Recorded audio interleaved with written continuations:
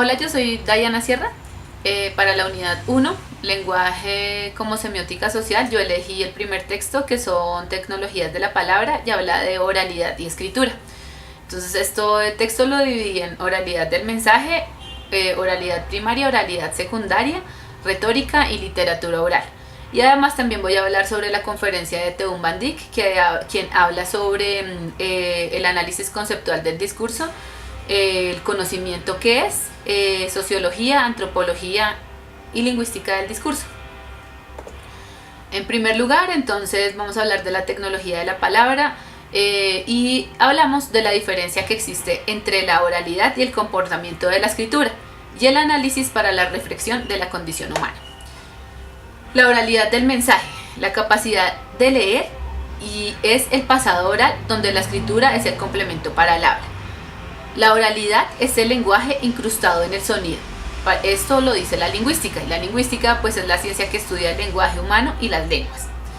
La oralidad primaria se refiere a las personas que desconocen por completo la escritura. La oralidad primaria nos muestra las diferencias entre el lenguaje escrito y el lenguaje hablado en personas que no saben escribir. Desde una óptica antropológica podríamos decir que para las culturas más primitivas que no hacen uso de la escritura, pues existe la oralidad primaria o hacen parte de la oralidad primaria. Vemos en la escritura primaria los contrastes de modos orales y escritos de pensamiento y de expresión. El lenguaje como fenómeno oral, pues siempre que hay humanos hay lenguaje y nos comunicamos también por medio de los sentidos. Hoy en día encontramos 106 lenguas que nunca fueron plasmadas por escrito. 78 de 3.000 lenguas existentes poseen literatura. Vemos pues que muchas lenguas en uso no se escribieron nunca ni se escribirán. Existe una relación en el mundo del sonido para transmitir significados. Leer un texto significa convertirlo en sonido. Por tanto, la lectura no puede prescindir de la oralidad. Hasta hace poco, el análisis científico y literario de la lengua y la literatura evitaron la oralidad. Nos encontramos pues con la retórica también en el texto. La retórica, que es el empleo del verbo, de la palabra, del discurso. Para los griegos, arte de la palabra, arte de hablar, arte de hacer el discurso oral. Arte retórica para Aristóteles, el arte de la retórica para Aristóteles, como paradigma de todos los discursos, organizó los principios de la oralidad en un arte la cual lograba ser dirigida para obtener diversos efectos específicos.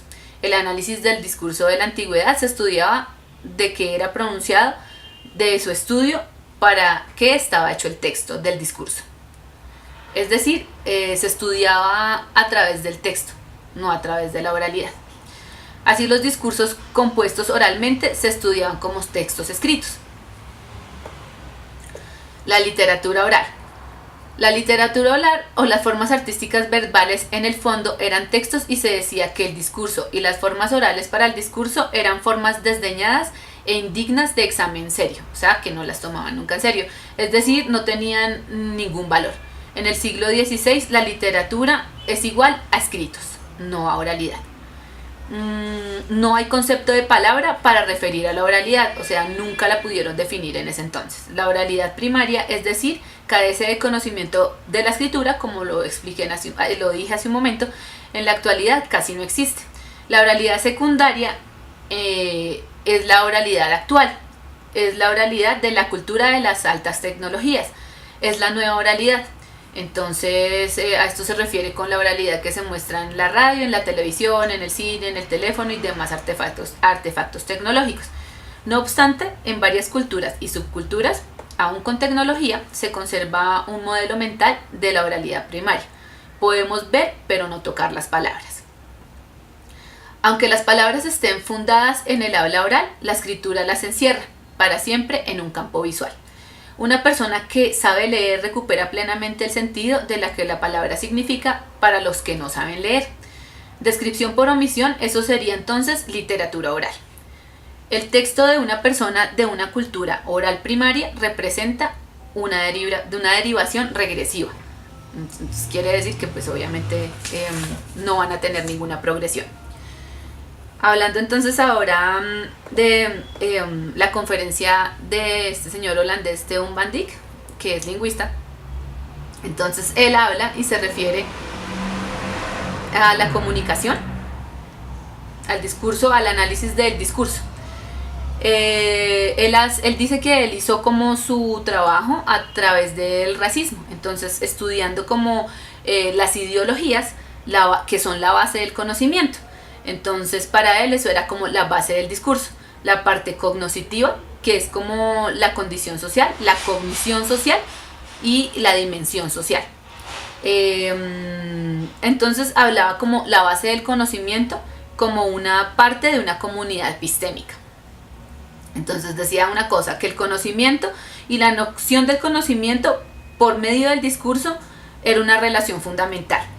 Y decía que el conocimiento eran las creencias verdaderas, las creencias justificadas, no eran ni opiniones, y siempre tendría que haber una razón, o sea, un porqué. Entonces él habla de la percepción, del discurso, de la inferencia. Entonces hablaba del discurso como la información, la teoría filosófica, o sea, la ideología.